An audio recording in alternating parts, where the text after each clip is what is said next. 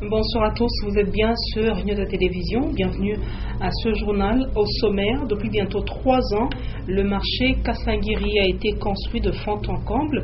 Malheureusement, les vendeurs ne l'occupent pas. Ils estiment que son emplacement ne leur permet pas d'écouler la marchandise. Les clients non plus ne le fréquentent. Et au cours de ce journal, nous irons également à Likasi pour parler de difficultés liées à la desserte en énergie électrique. Les habitants de Kakuntui s'en plaignent une fois de plus. Mesdames et messieurs, bonsoir et bienvenue à ce journal. Avant de développer tous ces titres, d'abord cette information. Au plus tard, le 17 juin 2015, toutes les télévisions opérant en République démocratique du Congo, notamment celles de Kinshasa et de Lubumbashi, sont censées basculer de l'analogique au numérique. L'effectivité de cette mutation technologique implique sans doute certaines contraintes, notamment celles d'ordre financier et technique. Ogi Fortuna Kassongo nous en parle. Pour qu'une station de télévision effectue cette migration technologique de l'analogie au numérique, plusieurs préalables d'ordre financier et technique sont à remplir. Jean-Pierre Kibambi Chintoa, président de l'ANEAP, Association nationale des entreprises de l'audiovisuel privé, estime que tous les membres de son regroupement ne sont pas encore à point. Nous ne sommes pas prêts, c'est pour ça qu'au niveau donc de l'ANEAP, nous avons écrit au gouvernement pour qu'il nous accompagne. Parce qu'en fait, le numérique comme tel n'est pas mauvais. La qualité sera meilleure et le gouvernement, grâce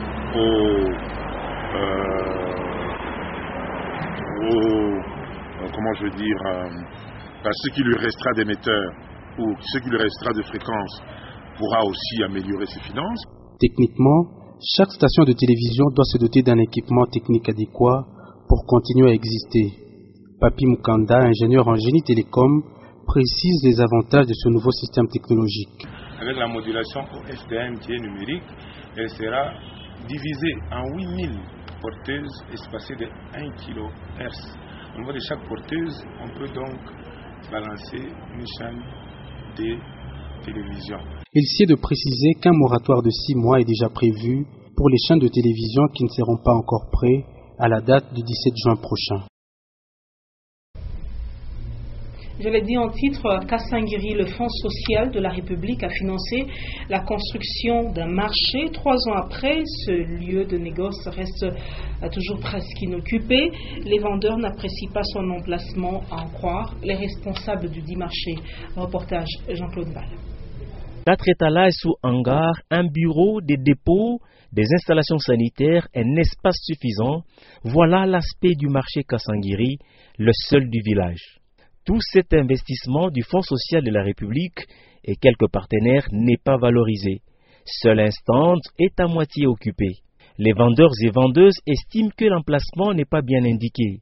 Chantal Kassanda est chargée de technique. C'est le chef même du quartier, le papa Michel, qui nous avait dit que l'endroit idéal pour construire le marché, c'est ici. C'est par après que la population a réagi négativement.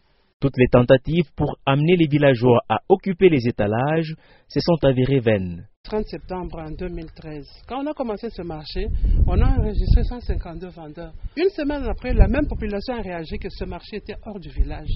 Alors le marché s'est vidé. En 2014, c'était la même chose. Et la réaction a été la même qu'en 2013. Et quand on a eu cet échec, on ne s'est pas découragé. 2015 maintenant, le 22 avril, on a repris encore les mêmes activités du marché. Là, on a enregistré 80 membres, mais par après, ça s'est vidé. Vous voyez pratiquement, nous comptons aujourd'hui 6 membres seulement qui sont là. Les gestionnaires de ces lieux de négoce gardent encore espoir, d'autant plus qu'avec les lotissements du service de cadastre, le marché est au cœur du village. Et très prochainement, beaucoup de maisons vont l'entourer. Mais il faut encore suffisamment de patience. Et le centre de santé de Kapolo-Egara a été récemment réhabilité par le gouvernement congolais et ses partenaires. Malgré cette réhabilitation, certains problèmes persistent. C'est par exemple le fait que les malades n'arrivent pas à payer leurs factures. C'est une situation qui déséquilibre le bon fonctionnement du dit centre. Ege Chalamobika nous en parle. Les centres de santé à des références des Kapolo et Gare se trouvent sur la route Likasi, à 30 km de cette ville montagneuse. Il y a une capacité d'environ 30 lits, la médecine générale, une maternité et une pharmacie. Cette dernière a été approvisionnée tout récemment en médicaments par le gouvernement provincial du Katanga. Les centres comptent comme personnel médical 2 médecins, 4 infirmiers et 2 aides accoucheuses. Ce centre de santé des références rencontre quelques problèmes. La petite difficulté, c'est qu'il faut police la situation de toute la population parce qu'on est au village et les gens sont encore liés à leur des coutumes, ils préfèrent beaucoup plus la médecine traditionnelle. Cette population était habituée à la gratuité et alors quand il faut leur demander de payer quelque chose, il y a, vous voyez comme la parcelle n'est pas clôturée, il y a des malades qui s'évadent, il y en a qui ne veulent pas payer, il y en a qui veulent qu'on traite gratuitement. Bon. Le fait que ce centre de santé n'est pas clôturé constitue également une occasion des fuites des malades sans honorer leur facture médicale. Et un puits forêt est mis à la disposition de cette institution sanitaire pour résoudre les besoins en eau. Il faut également rappeler qu'un hôpital moderne construit sous financement du gouvernement provincial du Katanga sera très bientôt opérationnel à Kapolo et Gare. Je l'ai dit en titre, à Likasi, précisément au quartier Kakontwe. Les habitants se plaignent de l'instabilité de l'énergie électrique. Pourtant, les factures tombent à la fin de chaque mois et malheureusement, le prix ne fait qu'augmenter. À Kakontwe, aucun poteau électrique n'est visible. D'ailleurs, le raccordement est fait par les habitants eux-mêmes. Une fois de plus, Égide Chalamou Bikaï pour le reportage. Ce sont les câbles des fortunes qui sont utilisés par les habitants des Kakontwe dans la commune Panda de Likasi pour les raccordements de l'énergie électrique. Et cela avec tous les risques possibles d'électrocution. Le souci de la population est de voir la Société nationale d'électricité installer des bons poteaux électriques étant donné qu'elle perçoit chaque mois l'argent des factures. La population se plaint également des coupures intempestives de l'énergie électrique à longueur des journées. Après que la SNEL ait pris la responsabilité du courant électrique après la GECAMIN. Nous connaissons maintenant des coupures intempestives. Tout le temps, il n'y a pas de courant. On a peut-être 2 ou 3 heures de courant par jour. Depuis les factures qui avaient commencé à 3 000 francs, maintenant nous sommes à 15 000, 20 000, 50 000 même. C'est pas normal. Alors qu'on ne fournit pas l'énergie, mais on augmente la facture chaque année. Ça, c'est presque du vol, ça. Qu'on remette aux gens responsables et capables de nous fournir le courant dans le pays. La population de Kakontwe souhaite même que la libéralisation du secteur énergétique soit effective. Et cela pourrait résoudre les problèmes des coupures à répétition dans ce coin de Likasi. Les habitants de Kalemi sont heureux de la construction d'un nouveau pont sur la Lukuga, mais récemment, une rumeur sur place faisait état de la démolition de l'ancien pont qui est juste à côté du nouveau inauguré il n'y a pas longtemps. Ils disent non à cette démolition, estiment que l'ancien ouvrage permettra au nouveau de durer plus longtemps. Reportage de Léon Magloire Manga. Le nouveau pont jeté sur la rivière Lukuga à hauteur de Kalemi restera sans conteste le meilleur cadeau du gouvernement Katumbi aux habitants de Kalemi. Mais à côté du nouvel ouvrage récemment inauguré se trouve également l'ancien pont Lukuga, vieux de plus de 50 ans. Les habitants de Kalemi auraient appris un projet de démolition de l'ancien pont qui présente des risques d'écroulement. Mais l'avis des Kalemiards est bien contraire.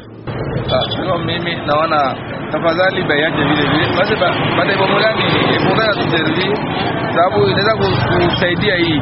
Tunaona sasa hivi tunapita bado tena wengi sana hivi, watu wanapita kule wengi sana, tukisema kama ile ingali iko itile kwetu sisi bila saka leo, na wengine wanapita huko, ule mwenyewe hajiwezi kupita kule, anapita huko na anafika kwenye kwa naye. Sio tunaona sasa vile yalibisha iko na saidiana, baba wanapita huko, wengine wanapita pale kwenye ungepata akisida huko hautapata akisida. Tunaona ikundi ya watu kisiko napita kwa umati. Kisha yote hii yamepitia ngambo ya kule yote. En dépit de son inauguration récente, le nouveau pont Lukuga subit encore des travaux de finissage. Mais ceci n'empêche pas le trafic sur le nouvel ouvrage. L'ancien pont reste aussi opérationnel et pour les Kalemiards, l'abondance ne nuit pas. En religion, le stade Mazembe a accueilli hier la deuxième conférence de Vassoula Reiden à Lubumbashi, une conférence organisée par l'archidiocèse de Lubumbashi. Les détails, c'est dans cet élément de reportage. Sépare des applaudissements et des cris de joie des plusieurs chrétiens venus de différentes confessions religieuses que Vassoula Reiden a été accueilli lors de son entrée pour la conférence. Une cérémonie qui a commencé par les mots d'ouverture de Monseigneur Jean-Pierre Kafungambayo, archevêque de Lubumbashi. Après, Madame Vassoula Reiden s'est adressée à l'assistance. Un message essentiellement centré sur la conversion. D'après l'oratrice, c'est cette conversion qui est la vraie vie en Dieu. Peu avant la fin de la conférence, Madame Vassoula a conduit toute l'assistance dans une prière de délivrance et de guérison. Je te bénis tout le temps. Je veux te bénir tout le temps. Je répudie le mal. Je répudie le mal. Et tous les autres dieux et idoles. Et tous les autres dieux et idoles. Car tu es le Très-Haut au-dessus du monde. La manifestation s'est clôturée par une bénédiction de l'archevêque de Lubumbashi. Et justement, cette deuxième conférence de Vassoula Reiden à Lubumbashi n'a pas laissé indifférent les chrétiens qui étaient présents hier à cette manifestation qui s'est tenue au stade tout-puissant Mazembe de Kamalondo. Ils livrent leurs impressions au micro de Ben Kaïmé. Ce qui m'a plus chez moi, c'est l'appel de Jésus, y compris avec le cœur. Ça, c'est plus profond parce que c'est que quand on prie avec le cœur, le diable ne peut rien entrer en nous. Et moi, personnellement, je trouve qu'il faut qu'on arrive à prier avec le cœur, qu'on ouvre grandement le cœur pour être un avec notre Dieu. Moi, je trouve que c'est parce que Jésus a une mission pour tout celui qui est venu là. Il a voulu insister. Je suis sûr que chacun est parti ici avec quelque chose de plus particulier. C'est juste une façon de prouver que Dieu insiste. Il insiste. Et nous avons parlé que Dieu nous aime. Malgré tout ce que nous sommes, tout ce que nous faisons, il nous veut tout près de lui. Alors, comment donner le courage de continuer à prier, à espérer, à avoir confiance en Dieu, malgré les péchés. Le message fortifie toujours. Quand on a dit qu'elle allait venir, j'ai dit, mais elle est déjà venue, non? Bon, je vais y aller quand même. Quand je suis venue ici, en entendant parler, alors ça m'a donné encore la joie. C'est comme si je n'avais pas entendu la première fois. Alors la deuxième fois, c'est encore plus beau qu'avant. Madame, monsieur, on va passer au résumé de l'actualité de la semaine qui vient de s'achever. Voici la semaine en bref, commentaire de Léo Magloire Monga.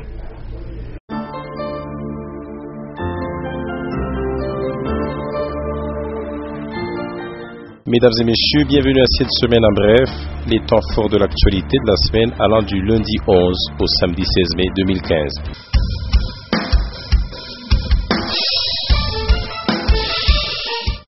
Lundi 11 mai, la semaine s'ouvre avec l'implantation des sous-sièges de la police dans certains quartiers périphériques de la ville de Lubumbashi. Parmi les quartiers choisis, Golf Mounois.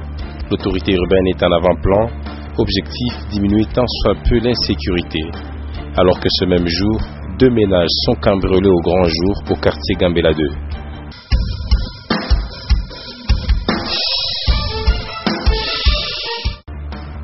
Mardi 12 mai, journée internationale de l'infirmier, et la rédaction de Nyota Radio et Télévision a choisi de faire un coup de projecteur sur Madame Nadine Mandé, qui exerce ce métier depuis 9 ans. Ce même jour, plusieurs jeunes louchois ont pris la décision de s'enrôler au sein des FARDC pour servir sous le drapeau.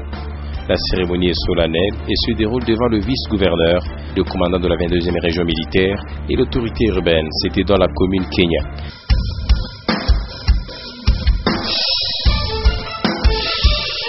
En date du mercredi 13 mai, la gastro-entérite est signalée à Kasangiri, village situé à plus ou moins 30 km de Lubumbashi sur la route Kasenga. Cette maladie provient de la consommation de l'eau impropre. Tandis que Christian Mondo recevait ce même mercredi différents acteurs de Katanga Business Meeting en vue de planifier l'organisation de la 2e édition de ce salon d'entreprise prévu vers la fin du mois en cours. Ce mercredi, L'actualité sur l'échiquier africain était aussi la tentative de putsch au Burundi, orchestrée par le général Godefroy Nyambare et une poignée d'autres généraux.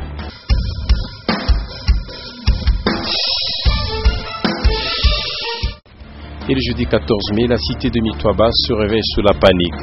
Des coups de feu ont retenti toute la nuit et même toute la matinée.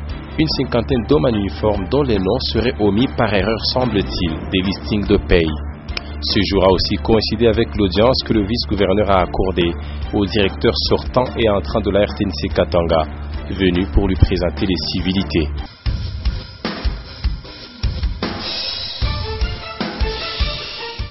Vendredi 15 mai, c'était la journée de l'enseignement catholique.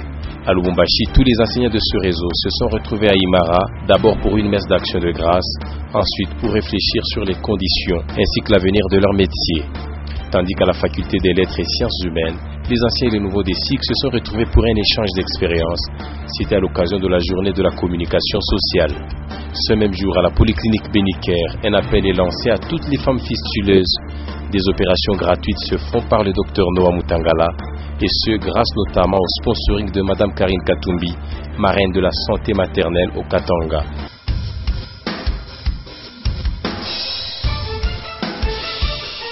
Et le samedi 16 mai à Kinshasa, la crème politique du pays, les compagnons de M. Laurent Désiré Kabila et la famille biologique de celui-ci commémorent les 18 ans de l'avènement de la République démocratique du Congo. Cadre choisi, la cathédrale du centenaire. Et juste après ce culte écuménique, le Premier ministre congolais Augustin Matata Ponyo recevait à la primature les élèves de plus de 300 écoles de la capitale. Et c'était à l'occasion d'une journée porte ouverte. Ce même samedi, l'archidiocèse de Lubumbashi recevait Vassoula Renders pour la deuxième conférence de Lubumbashi. Cadre choisi, le stade Mazembe en présence du couple Katumbi et plusieurs autres chrétiens venus de partout. Fin de cette semaine en bref. Madame, Messieurs, merci de l'avoir suivi.